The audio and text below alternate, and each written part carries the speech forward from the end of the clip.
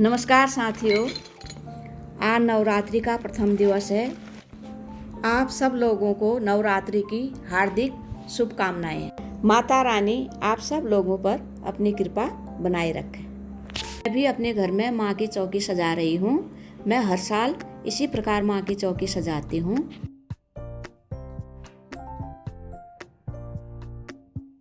तांबे के बर्तन में बतासे रख रही हूँ और मिट्टी के कलश के ऊपर रखा है ये बर्तन। अब मैं तांबे के बर्तन में स्वास्तिक का चिन्ह बना रही हूँ। गोली से कलश के ऊपरी हिस्सा भी सजा रही हूँ।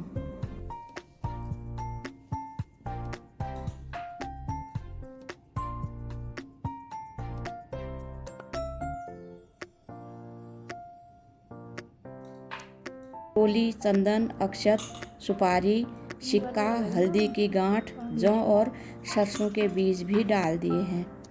अब आम के पत्तों को धोकर पत्तों में रोली लगाकर कलश में डाल रही हूँ। आम के पत्ते बहुत शुभ माने जाते हैं, ये तो आपको पता ही होगा। मैंने 5 पत्तों में रोली लगा कर कलश के ऊपर रख दिए हैं। आप चाहें तो 5 की जगह 7 पत्ते भी ले सकते हैं।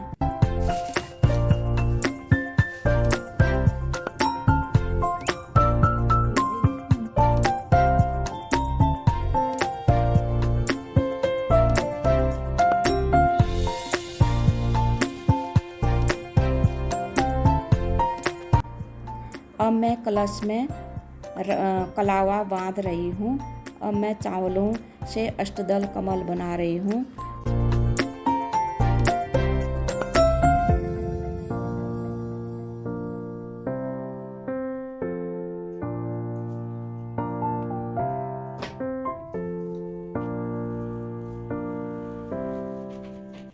अब मैंने नारियल को देवी के रूप में कलश के ऊपर स्थापित कर दिया है। अब मैं माता को चुनरी उड़ा रही हूँ और गणेश भगवान को भी वहाँ पर स्थापित कर दिया है। सर्वप्रथम गणेश की ही पूजा होती है और उसके बाद अन्य देवताओं की पूजा की जाती है।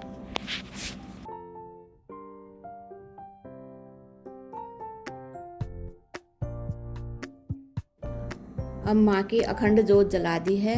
अब ये पूरे 10 दिन तक जलेगी। उसके बाद हरेला काटा जाएगा, माँ को चढ़ाया जाएगा और सब परिवार वालों के सिर में हरेला रखा जाएगा। माँ से आशीर्वाद लिया जाएगा।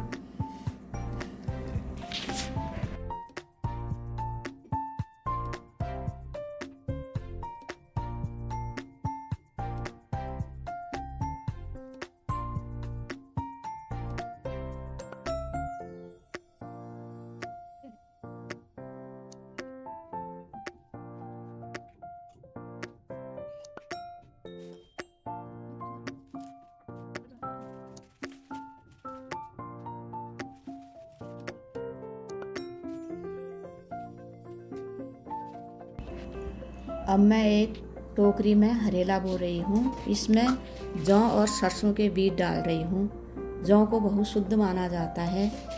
बताया जाता है धरती पर जो पहला बीज बोया था वो जौ ही उगा था। हर कार्यक्रम में जौ को बहुत शुद्ध माना जाता है। अब इसमें मैं रोज़ थोड़ा थोड़ा पानी डालते रहूँगी। 9 दिन इसमें पानी डालेंगे, इसकी गुड़ाई करेंगे। उसके बाद 10वें दिन इसको हरेले को काटेंगे। फिर सर्वप्रथम देवताओं के सिरों में मंदिर में चढ़ाएंगे। उसके बाद आशीर्वाद के तौर पर परिवार वालों के सिर में हरेला रखेंगे।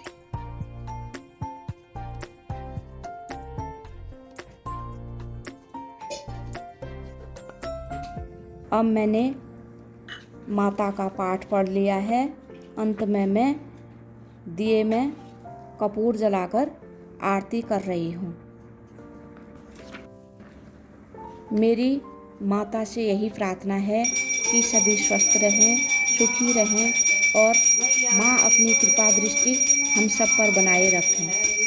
तो ये था दोस्तों मेरा माता की चौकी सजाने का तरीका। आप भी बताइए आप माता की चौकी किस तरीके से सजाते हैं और कमेंट बॉक्स में ज़रूर मुझे बताएं। नमस्कार।